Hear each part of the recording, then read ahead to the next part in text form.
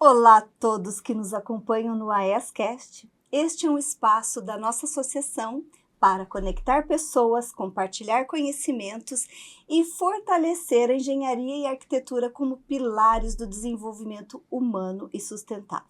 E o tema de hoje, a gente vai falar por que excelentes técnicos fracassam como líderes. E para falar sobre esse assunto, eu tenho a honra de receber ele, que é consultor estratégico em desenvolvimento humano organizacional, Jorge Sabino. Jorge, seja muito bem-vindo. É uma honra ter você aqui no nosso AEScast. Seja muito bem-vindo. Obrigada pela sua presença. A honra é toda minha, Cris. Obrigado pelo convite. Fiquei muito feliz quando você me chamou e falou: Jorge, quero falar com você. Eu falei: o que será que Cris quer falar comigo? Foi Aí bem veio assim. o convite e fiquei muito feliz. Isso faz mais ou menos um mês que você me chamou. Fiquei muito animado para bater esse papo com você. Você é uma pessoa que eu gosto muito, tive uma empatia muito grande logo de princípio. E agora a gente está aqui, se divertindo um pouquinho mais, nos comunicando pelo seu podcast. E eu conheci você num dos cursos que a associação promove aqui. E quando eu ouvi você dividir o seu conhecimento, eu virei sua fã.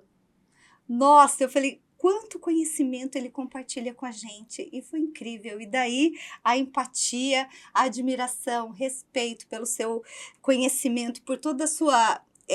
a forma com que você divide todo esse saber seu que é ímpar, é muito legal. Que legal. E você também é uma grande estudiosa, uma grande buscadora, né? A gente gosta, né? A gente gosta. A gente gosta porque quando a gente começa no nosso autoconhecimento, e aí a gente vai tendo a consciência de que a gente sabe tão pouquinho, né?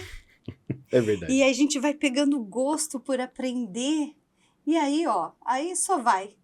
E aí nunca mais para, né? Não para, porque daí a gente tem sede de conhecimento, não é?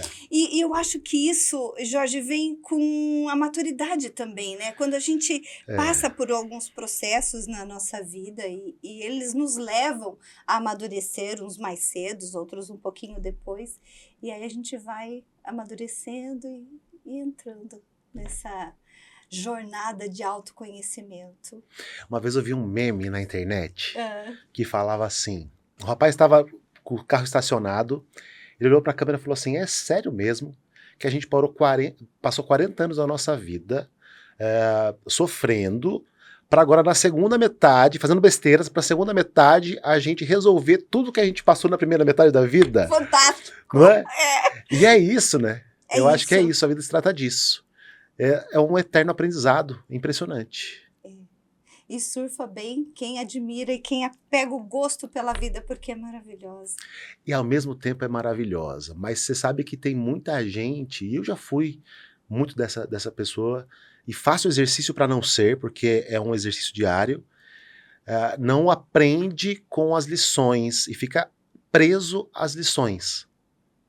Entendi. Entende? Porque a vida é cíclica, né? Você sabe que quando você está aqui embaixo, e às vezes baixo é baixo mesmo, sim, vai levar o tempo que tiver que levar, mas você vai subir e vai para o topo de novo. E quando você estiver lá, não se esqueça que vai vir a queda de novo. A vida é cíclica, né? Uhum. E tem pessoas que ficam lá embaixo, não está percebendo que a vida está querendo subir de novo, mas enquanto não aprender a lição, não vai subir. Porque vem de crenças limitantes, da cultura que teve na família e ainda não se deu conta que para mudar tem que começar a fazer diferente, as ações diferentes. Tem que desapegar. Exato. Tem que aceitar. Aí é difícil. E entrar no fluxo. Aí é. Eu vou fazer uma breve apresentação do nosso convidado.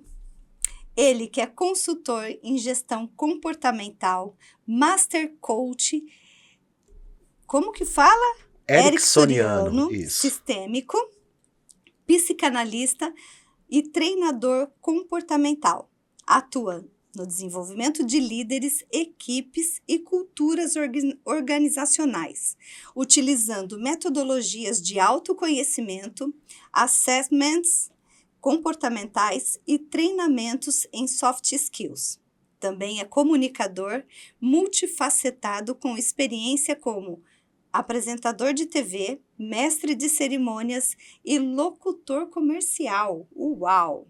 À frente da Sabino Treinamento e Desenvolvimento, contribui para que empresas e profissionais desenvolvam consciência, liderança e alta performance com mais humanidade estratégica. É maravilhoso. Com mais humanidade estratégica, é isso. É isso, a consciência. A consciência. Uau! Né? Trazer a consciência para se ter a humanidade estratégica. É isso. É isso. Na verdade, é um monte de nome bonito para trazer a humanidade de volta. Exato. Dentro das organizações. Em resumo, é isso. O restante é só nomes bonitos, mas são várias ferramentas que a gente utiliza para poder fazer isso. E é como se fosse o Batman com seu cinto de ferramentas. E toda hora eu vou atrás de novas. Sei que você me entende. Sim! Que tem ferramentas especiais, né? Algumas Sim. ferramentas você tem que estudar mais para poder ter e colocar no seu cinto. Uhum. Porque são trabalhosas, mas são ferramentas importantes, senão você não consegue fazer algumas coisas. E Jorge, conta aí pra gente um pouquinho mais da sua trajetória. Como que surgiu o seu interesse pelo comportamento humano e desenvolvimento de lideranças? Com 7 anos de idade, eu sempre fui uma criança velha. Sabe essas crianças velhas? Sei, porque eu acho que eu também fui uma. Eu acho que você deve ter sido uma também. Eu acho. Eu brincava, lógico, jogava bola na rua, soltava pipa, fazia minhas estripulias, mas o que eu fazia bem mesmo era conversar com os adultos e com os velhos.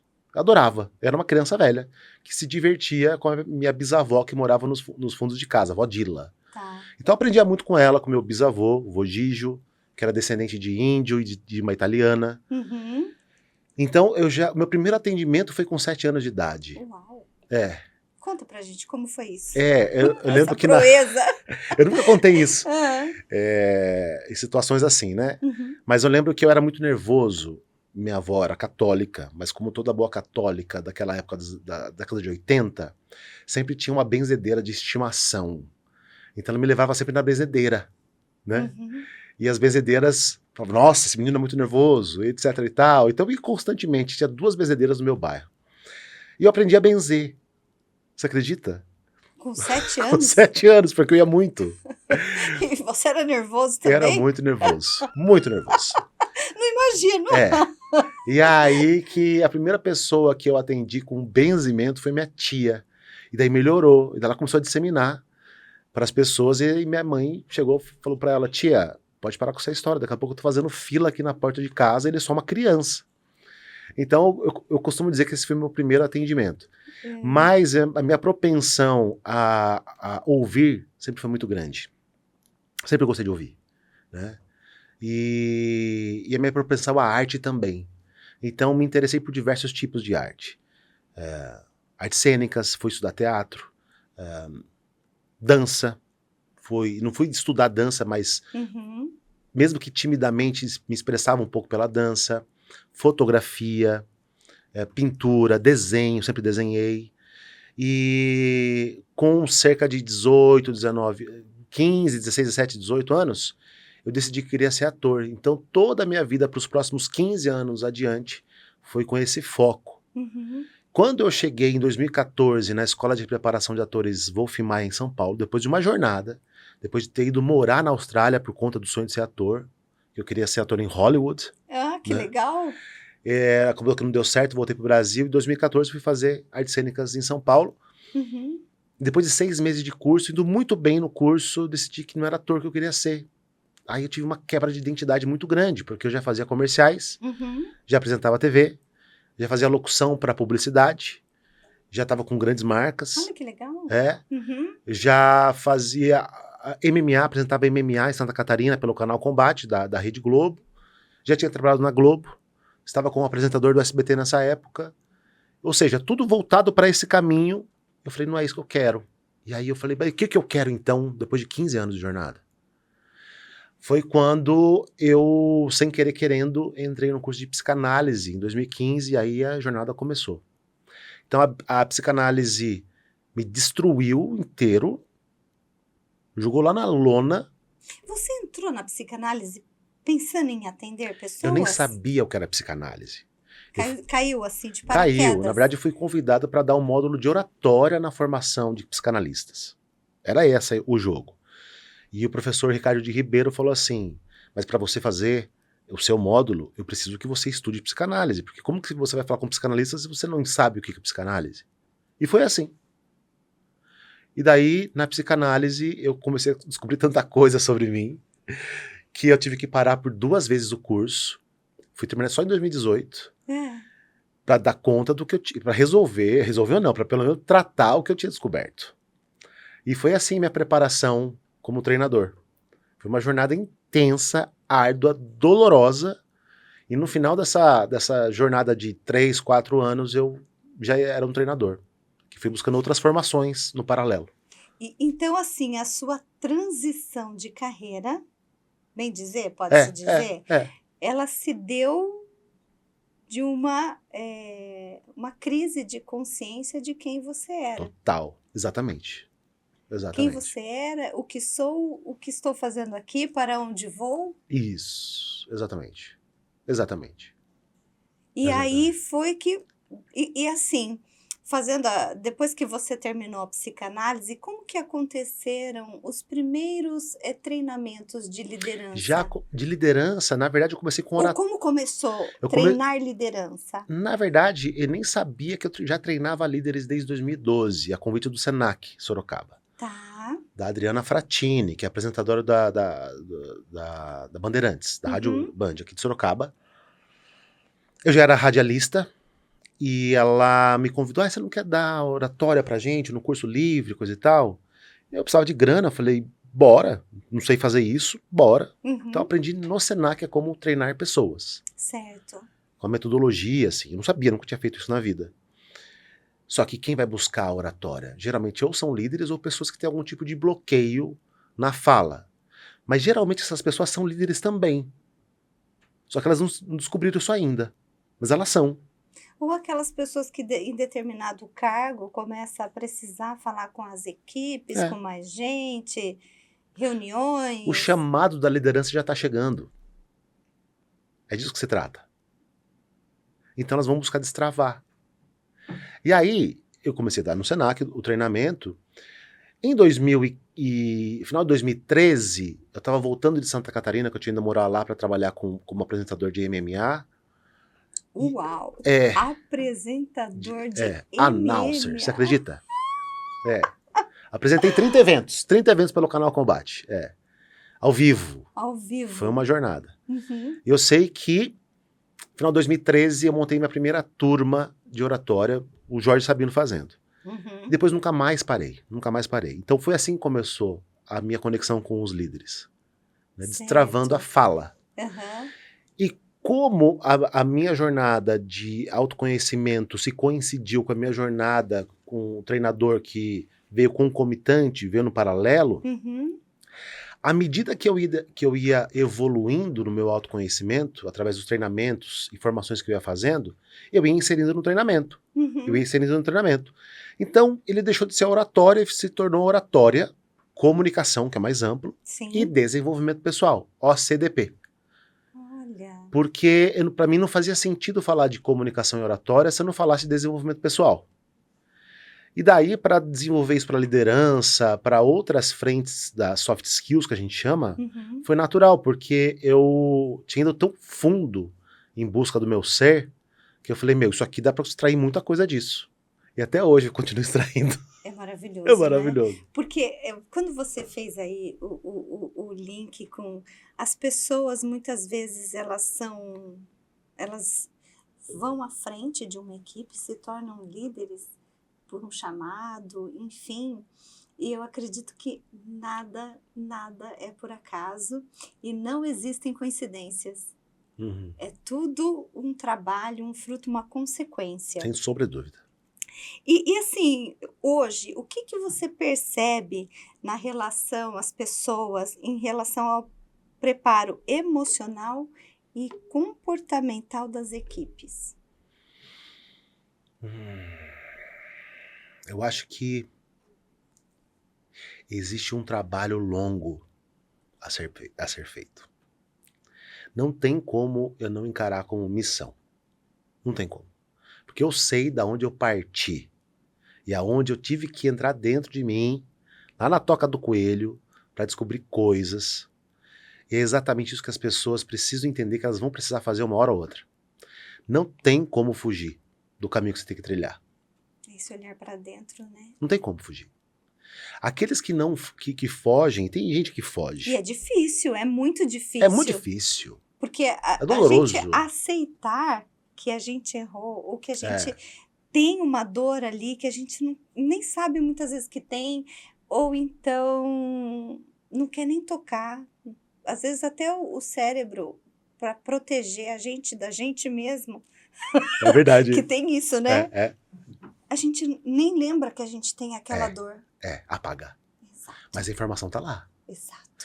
E ela te pega pela porta dos fundos e você nem tá sabendo. Aí você fica No doente. inconsciente. Aí você fica doente, somatizando o corpo. Então você tem que fazer o trabalho de olhar pra dentro. Não tem jeito. Ai, dói. Dói. Dói, mas é necessário e libertador, né? Porque você sabe que nesse final de semana eu estive na casa de uns amigos Uhum. e a esposa do meu amigo falou assim: Jorge, você parou pra pensar que às 4 horas da manhã, veja bem, olha que bonito isso, às 4 horas da manhã é o horário de maior escuridão da noite? Às 4 da manhã? Eu nunca parei pra pensar Eu nisso. nunca tinha parado pra pensar nisso. Ela falou assim, mas daqui a pouquinho vem a luz. Então, a escuridão profunda tá do ladinho da luz.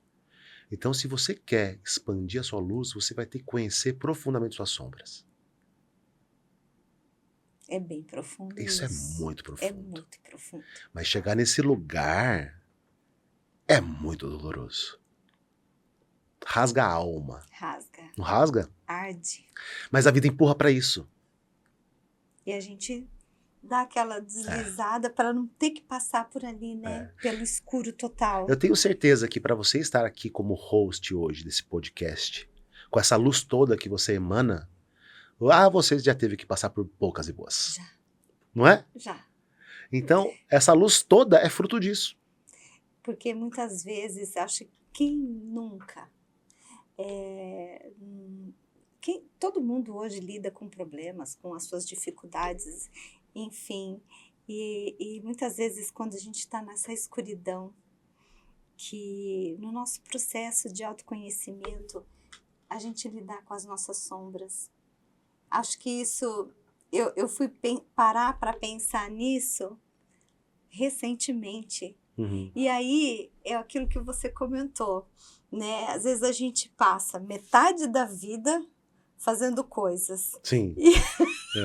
erradas, acertos, erros, enfim. E aí a gente descobre que no meio da vida a gente tem que passar outra metade corrigindo muita coisa que a gente fez na primeira metade. Exatamente. É isso? É isso Porque aí. a gente também é sombra, a gente é luz e sombra.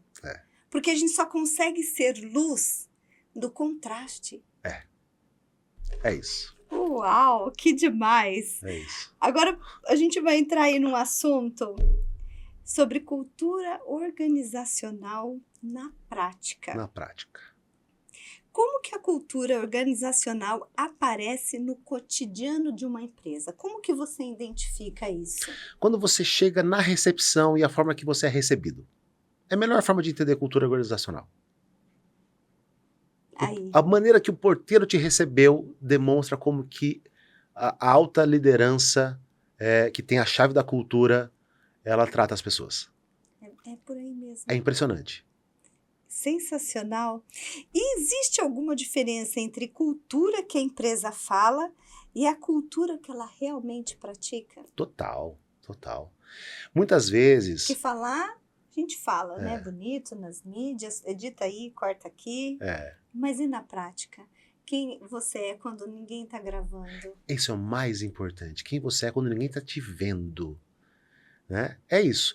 Então, muitas vezes, a alta liderança acha que a cultura é uma cultura determinada, mas quando você vai ver na prática, é uma cultura completamente oposta. Porque eles acabam tendo uma visão míope do que rola do meio para baixo. Porque não chega. Muita coisa não vai chegar na alta liderança. Então, por isso que é importante as ferramentas de mensuração, de pesquisas, pesquisa de clima, de engajamento, saber se exatamente a cultura que se espera é a cultura que existe. Então, tem todo trabalho a ser desenvolvido para identificar isso. E se você não identificar, chances são que em 90% dos casos você contrate pessoas erradas, que não vão aderir à sua cultura.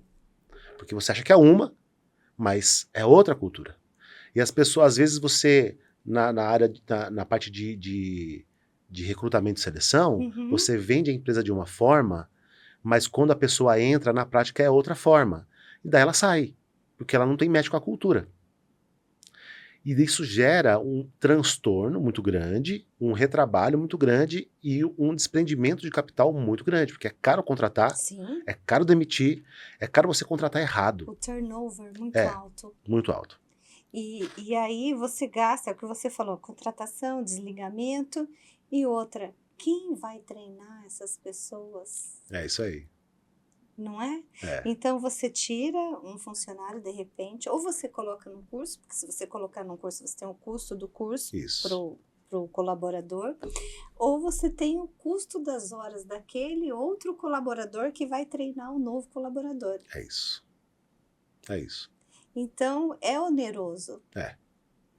Então você percebe que você vai precisar identificar exatamente qual a cultura dessa empresa, porque ela já existe, você querendo ou não, e quase sempre ela não será da forma que você imagina que ela é.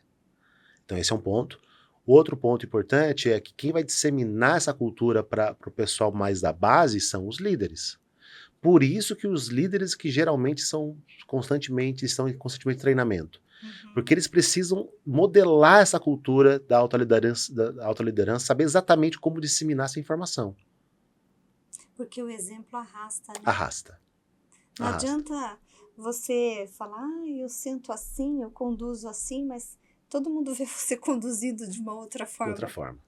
É. Então, o que você fala muitas vezes cai por terra, mas aqui as suas atitudes é que espelham, inspiram ou, como que eu diria, desanima, né? Total. Desmotiva, essa é a palavra. Desmotiva um time. Um time inteiro. E você costuma também dizer que cultura é aquilo que a empresa tolera, incentiva e repete. Como isso impacta os resultados? Totalmente. Porque essa frase demonstra... O que a empresa tolera que é legal. É isso que muitas vezes as pessoas não param para pensar. Exatamente. É o que está no oculto, é o que está no ponto cego, é o que está no não dito que fica no ar. O não dito é o que mais pesa. As pessoas ficam doentes com o não dito. Ficam doentes com o dito. Sim. Mas com o não dito... Que está ali explícito, ali no momento. O não dito é a cultura. São aquelas regras, aquelas questões toleradas e toleráveis dentro da empresa que todo mundo sabe que rola, ninguém fala e não tem lugar nenhum escrito. E muitas vezes só no olhar, né? Né? Quais os sinais de uma cultura adoecida? E as empresas, elas tecnicamente fortes, elas podem travar por desalinhamento cultural? Total. Bom, sinais, você começa a perceber que as pessoas começam a ficar mais doentes, muito doentes. Tem agora o burnout, né? Tem a questão do burnout, tem a questão da ansiedade, tem a questão de várias coisas. Eu acho que sim, atualmente dentro do ambiente corporativo tem uma série de questões, como sempre houveram essas questões, que levam as pessoas para esses lugares, mas também tem uma mudança social, cultural, econômica muito forte, do ponto de vista inclusive tecnológico, e também nos leva para isso, né? Então, é dessa forma que a gente enxerga, e isso impacta, não tem como não impactar, porque a empresa é feita de pessoas. Se essas pessoas começam a ficar adoecidas, como que vai fazer para chegar no objetivo? E você tocou num ponto agora que é muito legal falar. As empresas, muitas vezes, elas investem tanto no tecnológico, em nova tecnologia, equipamentos, e esquecem das pessoas. né? Esquecem de investir na saúde da convivência ali, do líder. Daí entra tudo isso que você falou, não é, Total, Jorge? total. E ó, como líderes influenciam diretamente o ambiente emocional da sua equipe? Comenta um pouquinho isso pra gente. Como que ele pode inspirar e desmotivar? Como que isso influencia? Depende muito. Bom, o comportamento, se a gente fosse comparar com um iceberg, o comportamento está acima do nível do mar, Ok. ok? Então, o comportamento é aquilo que eu consigo enxergar. Mas o que eu não consigo enxergar, que está embaixo da linha do mar e que é a parte maior do iceberg, é o que faz com que ele consiga motivar ou desmotivar um time inteiro. Né? Então, vamos dar um exemplo. Tá. Um comportamento. O líder chega e não fala nem bom dia e já sai maltratando as pessoas. Esse é um comportamento. Beleza, pelo comportamento, eu já estou sendo impactado por aquilo. E cada pessoa vai ser impactada de uma forma diferente, porque nós, como humanos emocionais, flutuamos emocionalmente. Sim. Uns mais, outros menos. Mas todos são impactados com um estímulo desse. Correto. Agora, o que está abaixo do nível do mar, que é o que faz com que esse líder trate as pessoas dessa forma, é o que impacta diretamente na motivação ou desmotivação das pessoas. Porque, partindo agora da psicologia positiva de Jung, todos nós estamos conectados pelo inconsciente coletivo. É verdade. Então, se esse líder ele tem várias questões não resolvidas dentro de si, ou seja, metaforicamente falando, se ele entrega cravo para si mesmo, não tem como ele entregar margaridas para as pessoas. É verdade.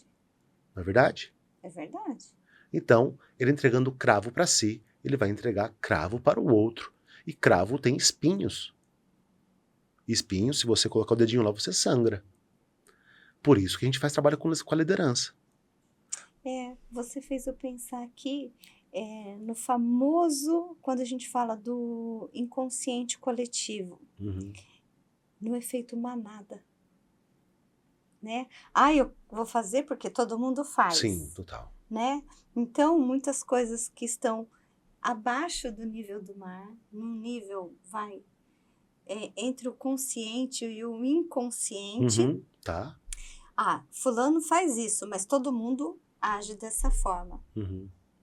Né? É possível, como que é possível transformar uma cultura tóxica e por onde começar? Eu vou parafrasear agora Mahatma Gandhi. Seja a mudança que você quer ver no mundo. É muito grande para você querer mudar sozinho a cultura de uma empresa, mas se você cuidar de si e fizer o favor para a gente de cuidar de si, você vai dar menos trabalho para o todo. Legal.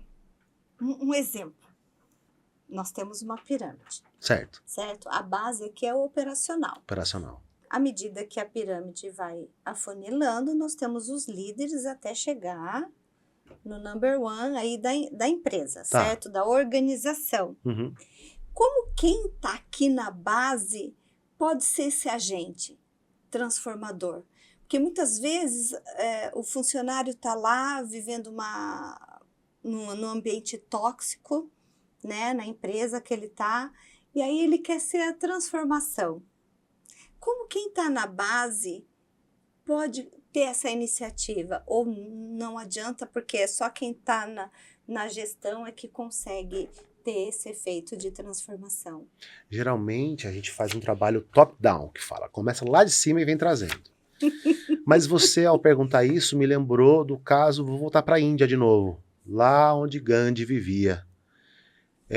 Você sabe como que ele conseguiu a independência da Índia das mãos da Inglaterra? Não. Pela não violência. Então eles eram muito maltratados pelos soldados ingleses, porque os ingleses eram, entre aspas, os colonizadores, os proprietários da Índia, coisa e tal. E a Índia é um país super populoso, seria muito fácil eles se juntarem e acabar com os ingleses lá, muito embora não tivesse todo o poderio bélico que os ingleses tinham. Mas o número de pessoas, né, daria. Foi pela não violência. Então toda vez que eles sofriam a violência, eles não reproduziam, eles não revidavam, eles não levavam para frente. Até o momento que os ingleses se cansaram Uau. de ser Porque tão não é, violentos e não receber em troca. não é um erro, não justifica o Não outro. justifica o outro. E ter essa consciência, Isso é muito avançado. é isso que eu ia falar. Muito avançado. Mas vamos dar um exemplo. Tá. Vamos dar um exemplo. Vamos supor que a alta liderança de uma empresa trate muito mal os funcionários. Tá. E, de repente, o seu Zé, que é um porteiro dessa empresa, ele tem essa consciência de, tipo, deve estar num mau dia. Não vou levar isso pra frente. A forma que ele me tratou não faz eu ter o direito de tratar as pessoas assim. Uhum. E o seu Zé fala bom dia com alegria no coração para todo mundo. E todo mundo ama o seu Zé. E o seu Zé é um ponto de luz dentro daquela empresa. Só consegue iluminar o outro quem conseguiu iluminar a si mesmo. Adoro essa frase. Né? Então o seu Zé, ele acaba despertando o melhor das pessoas com o bom dia que ele dá. E aí você começa um movimento onde as pessoas começam a entender que, peraí, eu não vou entrar na onda daquela pessoa. E a mudança vai começando, porque sempre dentro de qualquer sistema existem uns connectors. Isso está no livro o Ponto de Desequilíbrio, de um cara chamado Michael Gladwell. Tá. Esses connectors, geralmente, eles são especialistas em pessoas, eles se conectam com muitas pessoas, eles são influenciadores. Você imagina um connector, um influenciador dentro de uma empresa que trabalha na produção. Essa pessoa ilumina a vida das pessoas. Ela é o diferencial dentro disso. Então tem líderes que não exercem papel de liderança. E eles são agentes de transformação. Sim, nem sei. Agora que eu pensei que nem sempre um líder é gestor de uma equipe. Né? Uhum. Mas muitas vezes lideram mais do que o próprio líder. Porque eles não estão numa questão hierárquica. Eles estão numa questão simplesmente de talento, daquilo que ele realmente é. De inspiração, de motivação. E agora a gente entrando aqui num ponto de por que excelentes técnicos fracassam como líderes, né? Por que isso acontece com tanta frequência no seu ponto de vista, Jorge?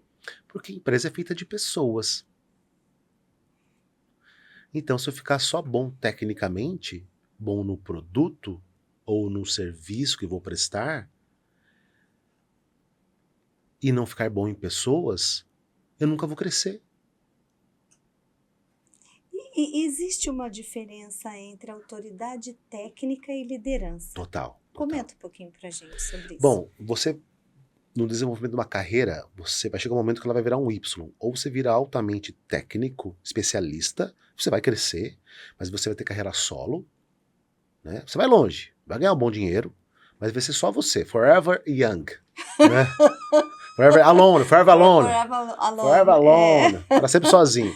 E o outro vai para a área de gestão, né? Bom, mesmo essa pessoa que foi forever alone, que seguiu sozinho, que é o famoso carreira Y. Carreira Y, né? Que já vai ouvi tanto isso em avaliação de desempenho na indústria. Cris, você tem que pensar se você quer carreira de gestão, quer ter sua equipe ou você quer ser a carreira Y. Né? O especialista, né? Eu, no meu coração, sempre falava a carreira Y. Sério? Sério. De ser especialista? É mesmo? Só que eu me destacava na parte de gestão. Total. Porque eu me comunicava de forma óbvia com as equipes. Total, maravilhoso. Porque uma coisa que eu vou deixar aqui, que é a minha opinião e a minha experiência até hoje, o óbvio precisa ser dito em qualquer situação. Em qualquer idioma. Em qualquer idioma, em qualquer relação, seja ela amorosa, íntima, amigo, profissional, ela precisa ser dito, porque às vezes o que é óbvio para mim não é para o outro. Não é para o outro. Nós viemos de estradas diferentes. Sim, é verdade. Então eu prego isso no meu dia a dia e tem dado muito certo. Nossa, viemos de estradas diferentes. Olha, ficou tão didático isso. É verdade, Cris, é isso aí. Porque você teve uma criação, eu tive outra, nós tivemos exemplos diferentes, infâncias diferentes, nascemos em diferentes cidades e muitas vezes cultura também. Sim. Né? Então, assim, até mesmo falando de Brasil. Uhum. Quem nasce no Nordeste tem uma cultura diferente de quem nasce no interior de São Paulo. Total, total. E a gente está falando de um país só, É verdade. não é? Então, é óbvio para quem trabalha aqui no estado de São Paulo que você tem que entregar tudo completo. Agora, muitas vezes, para quem trabalha em outra região, não. Você só pediu isso. É verdade. É verdade. Né? Eu sei porque eu estou fazendo aqui uma analogia de obras. Quando você toca uma obra lá no Nordeste, no Rio de Janeiro, em outra cidade, é diferente de outras cidades daqui. Então, a gente acha que todo mundo vai subentender, Olha. quando que, na verdade, não. Você tem que falar o que você quer, ser óbvio. E se a pessoa falar, mas isso eu já sabia, eu falei, ai, que bom, então estamos alinhados. E você já teve a experiência de tocar obras em outros lugares, outros estados? Já, não só em outros estados, mas também toquei obra nos Estados Unidos. Nossa, que É. chique, que legal. Tudo bem que a gente não exigia muito do inglês, mas eu tive que usar o inglês, né? Que foi em Sunrise, na Flórida. Na Flórida, Na Flórida, que pertinho bonito. de Fort Lauderdale, Miami, então... Cris, que demais. Sim. Que legal, parabéns. Obrigada. Que legal. Então é isso. Mas voltando aqui à Voltando. nossa pergunta... Senão eu começo a entrevistar você. Aí eu começo a falar de mim. A gente voltando, que a gente estava falando sobre autoridade técnica e liderança, né? Uhum. E assim, quais são os maiores erros dos líderes? Pegando esse gancho da autoridade técnica, Uhum. né? E da autoridade da liderança, e os erros mais comuns, porque eu já fui para um erro e já comecei a falar aqui, né? De falar, ser claro na comunicação, Tá, né? aham. A gente sabe que esse é um. Total, total. Comenta mais um pouco. Serem analfabetos em autoconhecimento, analfabeto em inteligência emocional, analfabeto em diferentes tipos de perfis comportamentais, analfabetos em ferramentas que vai ajudá-los a conhecer melhor a personalidade de cada indivíduo, por que se comporta como se comporta, por que pensa como pensa, analfabetos em como se conectar com o outro, né? São vários pontos importantes. A gente precisa entender e parar de achar que as humanas não se conversam com as biológicas e não se conversam com as exatas. Um precisa do outro. Tá tudo interligado. Tá tudo interligado, né? E nenhum é melhor que o outro. Todos são muito bons e importantes, porque um ensina o outro a partir do conjunto de conhecimentos em que o outro traz.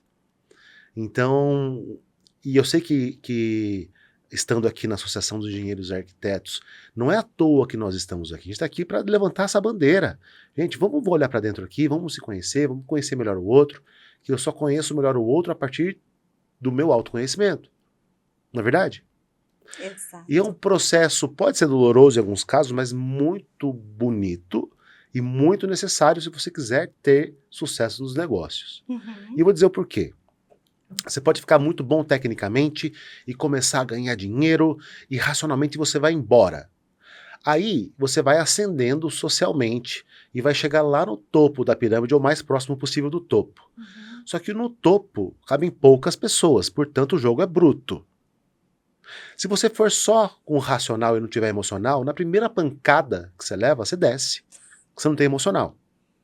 Agora, se você só for bom no emocional, eu consigo ser resiliente, ser antifrágil e subir. Tô lá no topo. Na primeira pancada no racional que você leva, você não segura. Você não tem para segurar. Então você precisa do racional e do emocional juntos para subir e ficar. Não sei se fez sentido o que eu falei. Total.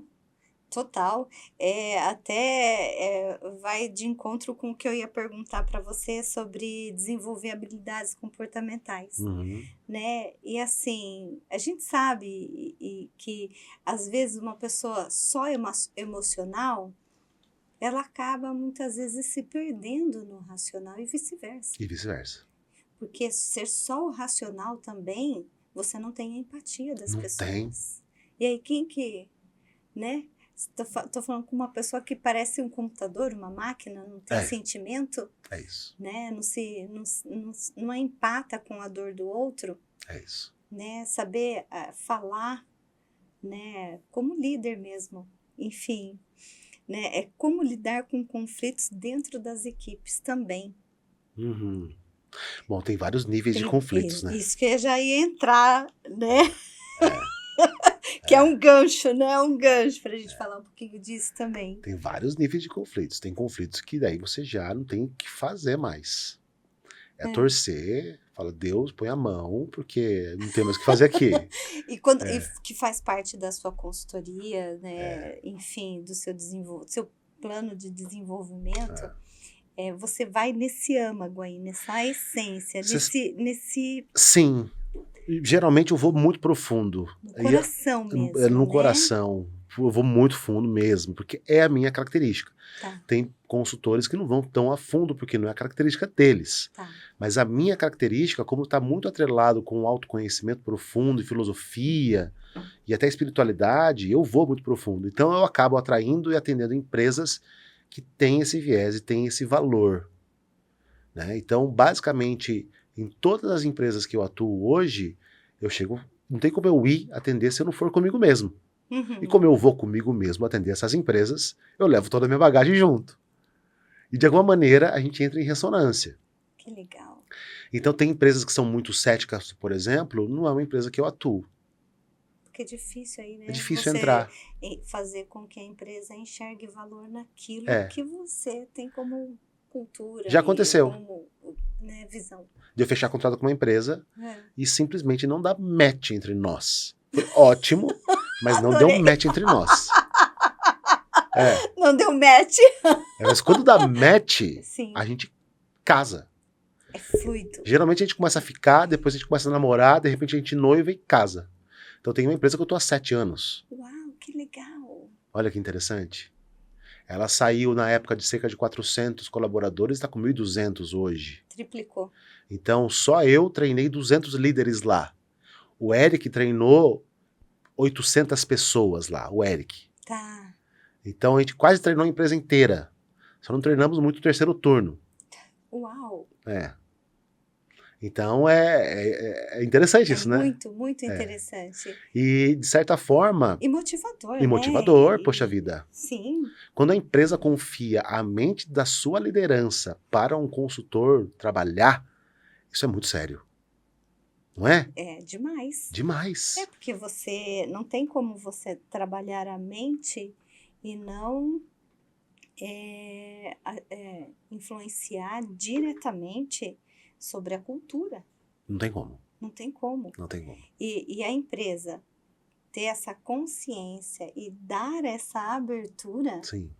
é de uma satisfação profissional, eu diria que ímpar. Não tem como. Eu zerei a vida. É que não tem preço. Não. Isso já tem valor. Tem valor. É. Isso tem valor. E é muito bonito. E a gente vê o florescer dessas pessoas. Isso é muito bonito. Florescer de diversos aspectos. Pessoalmente, profissionalmente. Tem pessoas que floresceram tanto que já foram para outras empresas. Voaram longe. Voaram longe. Decolaram. Decolaram. E tem aquelas que não floresceram, que aquela plantinha não quis, aquela flor não quis desabrochar. E tudo bem, foi o ciclo. É o processo dela. É o processo dela. E assim é. Que demais. É bonito, né? É. Isso faz a gente olhar para o nosso trabalho e falar, tô no caminho certo. Tô no caminho certo. Uma vez perguntaram para o Humberto Gessinger, o cantor e líder dos Engenheiros do Havaí, Tá. se ele tivesse a oportunidade de voltar no tempo e ser músico de novo, se ele seria viver de música. Ele falou, cara, eu seria músico, mas eu não viveria de música. Porque viver de música é muito trabalhoso no Brasil. Sim. De fato é. Sim. Né? Mas eu seria músico porque a música ela paga por si só. O ato de você tocar, entrar em conexão com o instrumento e ir para uma outra dimensão já é o pagamento. Música é frequência. Né? Música é frequência. No meu caso, eu contrário. Eu acho que eu sou bem remunerado, me dá uma dignidade de viver a vida bem, e ela também se paga. Simplesmente pelo ato de servir o outro e ajudar o outro a florescer. É muito gostoso. E Jorge, É uma curiosidade, você aí nessa consultoria, nesse desenvolvimento e tal, os valores hoje mudaram, né? Bastante. Uhum. E as empresas, elas têm se aberto para que você trabalhe com a espiritualidade também? Não tem como não se abrirem. É, As que não entenderam esse jogo, não dá match. não, tá ficando pra trás. Não dá match. Não dá match, Não não dá tem match. como você desenvolver, né? Porque eu não tenho como eu trazer, por exemplo, pensamentos filosóficos e autoconhecimento profundo e não entrar na espiritualidade. Isso que a gente não está falando nem de religião, Não, né? de forma nenhuma. Eu estou em empresas de diferentes religiões, às vezes religiões antagônicas. Até a gente, um pouquinho antes de começar aqui a gravar, a gente estava conversando, e aí você falou assim, uma coisa muito interessante. Então, a gente tem que lidar com pessoas que jamais a gente lidaria fora dali, É não é? isso. E aí você tem que respeitar, tolerar as diferenças, É. que se você tivesse fora daquele espaço ali, você provavelmente nunca interagiria com aquela pessoa. É fato. Fala um pouco mais sobre isso aqui, porque foi tão legal que você Aham. comentou, que eu acho bacana as pessoas ouvirem um pouco da importância disso. Na minha visão, Uhum. na minha humilde visão, o mundo mudou muito tecnologicamente, socialmente falando, de diversas formas, antropologicamente falando, mas se você olhar bem no cerne da questão, a gente mudou muito pouco, do ponto de vista de como a gente se reúne em grupos, em clãs. Tá. Né? Antigamente, vamos voltar um pouquinho antes lá da Idade Média, até antes da Idade Média, você tinha clãs distintos, Uhum. que um guerreava contra o outro, e cada um tinha os pagãos, né? Cada um tinha suas crenças, aí veio a Igreja Católica e teve uma espécie de uma religião sendo instaurada, com um pensamento mais cristão. Uhum. Mas até então eram os pagãos, cada um acreditava da sua forma, e guerreavam entre si. Beleza, tudo bem. Hoje temos quantas religiões no mundo? Sei lá quantas mil religiões nós Várias, temos. e Várias. É um conjunto enorme de crenças. umas que nem eram consideradas, hoje Passaram a são, ser, enfim, né? filosofias. Ou seja, continua a mesma coisa.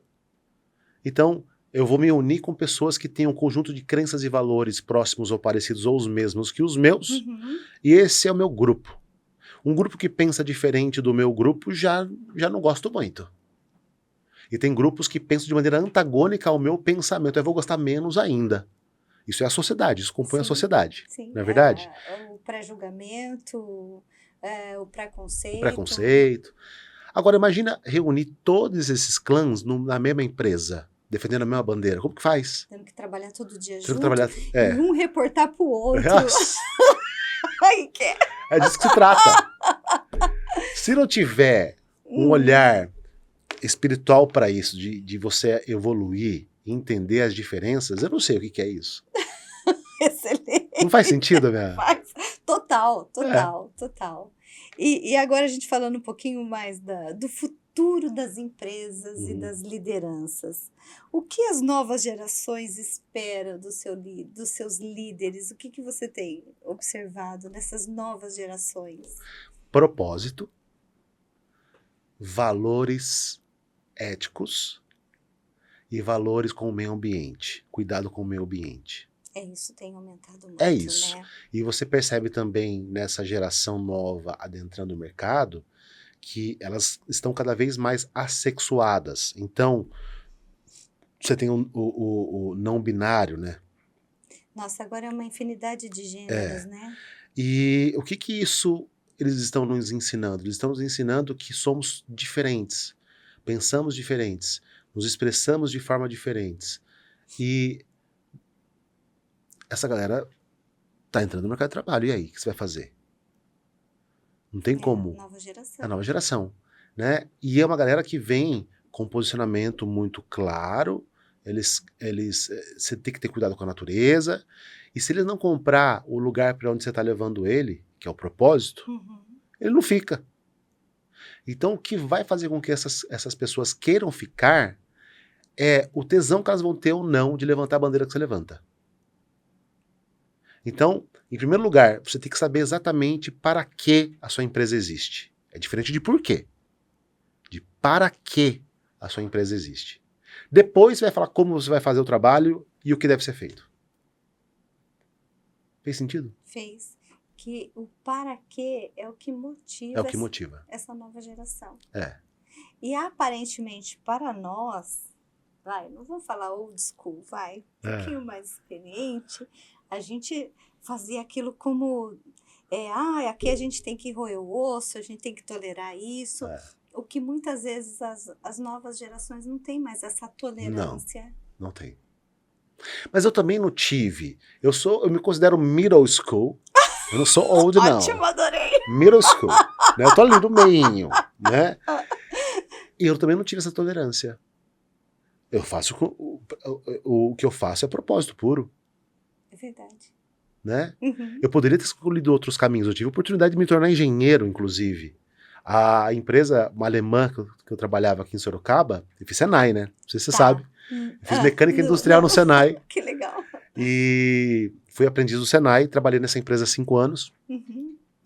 E eles me ofereceram pagar engenharia. E fazer ainda um trainee na Alemanha por 2 anos e voltar como líder no Brasil. Eu não quis, porque eu queria ser ator. Foi assim a história.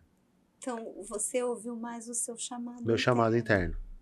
Eu não sabia exatamente que eu ia me tornar o que eu me tornei. Sim. Um consultor, treinador, etc. Mas eu percebo que o meu chamado, que eu achava que era ator, me preparou para fazer o que eu faço hoje. Olha que interessante. Somos o que somos porque passamos pelo que passamos. Passamos pelo que passamos. Então eu uso teatro, eu uso radialismo na sala de aula. Porque Numa tudo reunião. isso é a sua bagagem, É minha o que bagagem. te trouxe, né? É a sua essência. É minha essência. Que demais. Interessante, né? Maravilhoso. A gente vai caminhando agora para o final e eu queria que você deixasse aqui um conselho, tá? Para os profissionais, técnicos que precisam liderar equipes, né? E que para os empresários, para fortalecer a cultura, o que elas precisam para fortalecer a cultura da sua empresa e onde essas pessoas podem acompanhar o seu trabalho. Então, deixa aí sua mensagem final e depois o seu contato aí para as pessoas procurarem e levar todo o seu know-how para a empresa delas. Bom, o que eu deixaria de reflexão, conselho eu acho que é muito forte, mas uma reflexão, convido os empresários, as empresárias a refletirem sobre a importância de olhar para si, para não ficar reproduzindo questões que essas pessoas vêm trazendo geração pós geração. Pare nelas. Olha para si. Uhum. Não coloque, não jogue adiante as suas questões não resolvidas. Resolva as suas questões. Se você está à frente de uma empresa, você tem uma responsabilidade muito grande, porque as suas decisões estão impactando a vida de muitas pessoas, de muitas famílias. Então, eles têm uma função social muito importante. Então, se esses grandes líderes não se conhecerem, eles tendem a causar estrago na vida de muitas pessoas. Então, esse é o primeiro ponto, né? E se você que está me assistindo e está nessa posição, entre em contato com a gente lá, @JorgeSabinoOficial, @SabinoTed pelo Instagram, ou jorgesabino.com.br, sabinoted.com.br, vamos bater um papo, que aí talvez a gente possa te ajudar. Maravilhoso. Muito obrigada. Obrigado, Cris. Sensacional. Maravilhoso. Eu vou deixar aqui uma frase de reflexão, que quando eu tiver aí o contato com o seu material, com o que você tem aí de conhecimento, que a gente percebe que hoje entendemos que liderança vai muito além de cargo, autoridade ou conhecimento técnico. Liderar é desenvolver pessoas, construir ambientes saudáveis e criar culturas que impulsionam resultados com humanidade. Bonita essa frase, Bonito, né? Profunda gostei. também, Profunda, né? profundo. Muito legal. Muito bom. E eu quero aqui agradecer a sua presença, que nos trouxe aí tanto conhecimento, nos inspirou, né? e que inspirou aí muitos empresários a levar o teu desenvolvimento estratégico, organizacional, humano organizacional para a empresa deles. Muito obrigada. Obrigado pelo convite, Cris. Sucesso. A nós, A nós, obrigada. obrigado. E eu quero agradecer você, nosso associado que nos assiste, parceiro, empresário. Muito obrigada pela sua audiência, porque a ES é feita de pessoas para as pessoas. E não esqueça, curte, comenta, compartilha, ativa o sininho. Te vejo no próximo episódio. Até lá.